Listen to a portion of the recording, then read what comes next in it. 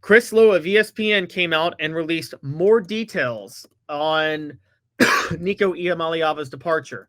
Some of it we knew, some of it we had known for a while. At Tennessee, things he had asked for, and that they wanted $4 million, that they wanted more help, and things like that. But there are more details now on exactly how this all played out. And we're going to play a little hot or cold with new details that we learned from this report. Again, I encourage you guys all to read it. Chris Lowe's article on ESPN. Very intriguing, very interesting. So hot or cold, let's start now. This is the saga that we didn't know about Nico Iamaleava and his process of leaving Tennessee.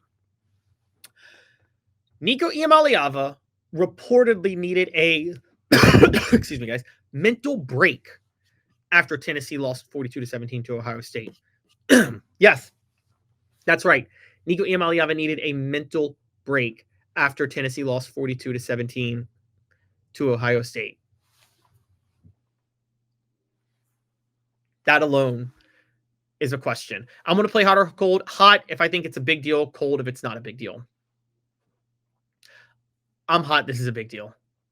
I get the whole taking a loss personally, being upset, whatever, but a mental break? What are we talking about with a mental break here? Are we talking about trying to improve and do things that are needed to be done? Or are we talking about a mental break in terms of, honestly, are we talking about a mental break in terms of he didn't take the loss well and he didn't have confidence in himself? There's a lot to ask about needing a mental break. I'm sorry, but that just doesn't add up. Something about that doesn't jive. And so Nico Iamaleava needing a mental break after his loss is I'm hot on that as far as that's a big deal. There's something really, really, really off with that. Also, hot or cold, as he was trying to renegotiate his NIL deal, he reached out to multiple schools in the winter portal. We know about Oregon telling them they tried to contact him. We've already covered that, so I'm not talking about that. But reaching out to multiple schools in the winter portal was a new report. I'm actually going to tell you guys I'm cold on this being a big deal. I don't think it's that big of a deal. I think you guys would be shocked to know that so many players tamper with other schools to try to renegotiate leverage for more NIL when they're at Tennessee. I don't actually think that's as big of a deal as many think. I think that's more commonplace and par for the course when it comes to how teams and players are in the NIL age, believe it or not. Missed 2 off-season workouts in February and was advised by his father to miss workouts until he renegotiated his NIL deal. His team claims this was about missed payments from Spire Sports. Big deal. If there's a discrepancy like that with your NIL collective after the portal closes and after you've committed back, it's a reflection on either you or the collective. Either Tennessee's collective is not up to snuff in what it's doing and not as on top of things as we all thought it was for a while, or Nico Iamaleava's team is lying and they were just causing more chaos, which I'm not saying that's wrong or crazy. I'm just saying that's what it seems like was happening, and that could really, really hurt team chemistry going forward if that happened. Sources at USC, Notre Dame, UNC, Texas Tech, and several other Power 4 programs said they were uninterested in Nico Iamaleava after he entered the portal. This is hot. This is actually one of the biggest stories that Chris Lowe leaked. That schools were we all speculated that he settled at UCLA. We didn't realize how uninterested other schools were. He's a perfect fit for USC and Lincoln Riley, who runs the same offense as Josh Heupel. That's as good of a fit as you could ask for. The other reason I'm hot on this is that if those schools were uninterested in Nico, if that implies Nico contacted them, if this was about the offense, which we've heard, why would you contact USC and Lincoln Riley, who are in the same offense? That makes sense, doesn't it? Why would you contact Texas Tech? Okay, Notre Dame and UNC, I get it. But the others make no sense. This is a big deal in a couple of ways. I'm very hot on the fact that this is a big deal. It shows that schools are willing to play ball with Tennessee to reset the NIL market, which is a huge part of this. But it also shows that USC and Tennessee and Notre Dame, UNC, Texas Tech, it shows that by looking at USC and Texas Tech, the Iamaleava family might have been lying about saying it was about the offense if they were indeed looking at USC and Texas Tech. Another part of this, Iamaleava's side claims it was about getting more help, More pass protection, in particular, after a concussion at Mississippi State, better wide receivers. Now, not a big deal. I don't think that's as uncommon as you think with quarterbacks, because that's what quarterbacks do in the NFL. That's what players do in the NFL. They want more help. That's in the age of free agency and the NIL and negotiations. That's how this works, is players want more help. Here's the problem. This has always been my issue with quarterbacks in the NFL that command a huge salary. You can't take all the money and then complain about not getting the help. This was like when Aaron Rodgers took $50 million from the Packers and then was complaining about certain players leaving. You can't do that. That's just not how this works. Okay? If you take all the money, you can't complain about the lack of help. That's the same with college. Nico Iamaleava was making $2.4 million and was reportedly trying to negotiate a $4 million deal. How do you expect to get more help when you're doing that? Sorry, that's just not how that works. Now, here's one that's a big deal, but we don't know if it's true. They claim Josh Heupel made false promises. That's a potential big deal. Now, the reason that's a potential big deal is how much is Josh Heupel misleading recruits when he's signing them? Now, let me put this up front. All coaches somewhat have to mislead recruits. Recruiting is selling. Recruiting, getting players to sign with you. It's even worse now in the age of NIL. You have to convince them some certain things to keep them to stay, and you can't really abuse your power or they'll leave, and then the market will work against you. So what level is Josh Heupel taking this?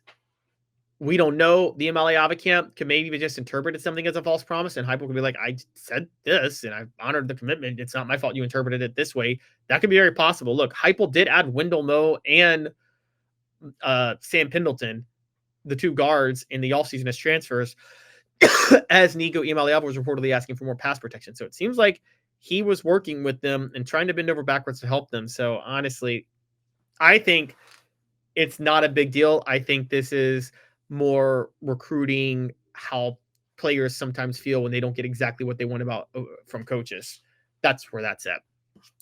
Hot or Cold is brought to you by City Heating and Air Conditioning. 50 years in East Tennessee. Integrity matters. City Heat and Air. cityheatandair.com. We're going to talk a little bit more about the details the week of what happened when Iamaleava transferred away from Tennessee. First, a quick message from City Heating and Air Conditioning. Hi, Mike Davis here with City Heating and Air, reminding you to always dare to compare. Our team provides quality local heating and air service, installation, and maintenance across East Tennessee. We use only the best equipment like American Standard Heating and Air Conditioning for your residential, new construction, or commercial needs. Honesty, dependability, and customer satisfaction have been the cornerstones of our business since 1961. City Heat and Air. Dare to compare. All right, a couple more, guys, on what happened the week of, and this is all a big deal because it really, really, really makes Nico Iamaleava look bad. So it turns out, it sounds like Iamaleava did not leave or transfer from Tennessee over the On3 report. Nico Iamaleava reportedly told a teammate on Wednesday that he was entering the portal, and the teammate went to Heupel and told him, and Heupel reportedly confronted Nico without naming the teammate to smooth things over. And then the report leaked on Thursday. Guys, this is a big deal. This changes everything, because if that's the case, if he told him on Wednesday he was entering the portal, then this has everything to do with them not liking certain things about how it portrayed and how it played out in spring practice, and that they were always planning this departure, and that it wasn't about the On3 report. So that's a huge deal. That makes Tennessee and Josh Heupel look even better. And so, quite honestly, that's a really big deal. Now, here's a bigger deal, because this actually plays into, this isn't just about Nick Iamaleava. We're blaming the parent, but it looks like the kid has some of his own issues too, according to Lowe's report. So remember, Iamaleava reportedly told a teammate he was entering the portal Wednesday. The On3 report leaks Thursday. Iamaleava, Nico Iamaleava, not Nick, Nico Iamaleava, reportedly at his own discretion, ghosted Tennessee at practice all Friday and didn't answer questions from Heupel, didn't get in contact with him because he felt, quote, hurt and betrayed by the report. His father, Nick Iamaleava, actually encouraged him to meet face-to-face with the team, and he chose not to. So, guys, this leads to another story. Nico Iamaleava is a bigger problem than we thought. It's not just Nico Iamaleava's father. Nico Iamaleava is an issue because even his father was telling him he needs to meet with Heupel and the team, and he wouldn't do it. He felt hurt and betrayed by the report, even though the day before he told a teammate he was going to enter the transfer portal. That is completely a reflection on Nico Iamaleava and not just Nick Iamaleava. So I'm going to actually pose this as a poll question. Is the problem with Nico Iamaleava solely due to his father? And I would say yes. And then I would say no, Nico is part of the problem too. How about Nico bears? Nico is culpable too. Okay, so here we go. Is the problem with Nico Iamaleava solely due to his father? Yes. No, Nico is culpable too. You guys can vote on that on the poll question. I think this Chris Lowe report makes it very, very, very clear that Nico Iamaleava is culpable too, and maybe even more culpable. To sit there and say you felt hurt and betrayed by a report that leaked Thursday when on Wednesday you told a teammate you were entering the transfer portal. Now, maybe you felt hurt and betrayed, but maybe this report came because of the teammate. Maybe that's how this all worked. Okay, I'm speculating that that could have been what was the case. So, and maybe he felt hurt and betrayed by the teammate going to Heupel because that's how this got out. I don't know. So, but at the end of the day, Nico telling a teammate Wednesday he was entering the portal, and then against even the wishes of his father, ghosting everybody on Friday. I don't think we can sit there and give Nico the pass any more than we thought. That's totally on Nico at that point. So I got to be honest, Nico Iamaleava, we can't give him the break that we were giving him. You know, I felt bad for him. I thought his father was very much part of the problem, but if he's standing up to his father on that front, then it seems like he is able to make some of his own decisions, and he's just choosing not to do it. And that's just not a good look. That's quite honestly pretty embarrassing. It's a very, very, very bad look for Nico. And I think it's something that, it is a character flaw. And if you feel hurt and betrayed like that, where you ghost practice for a day, you don't have the intangibles to be a quarterback, not just in the SEC. I'm not going to say in the SEC. You don't have the intangibles to be a quarterback anywhere. Okay, because that's just embarrassing.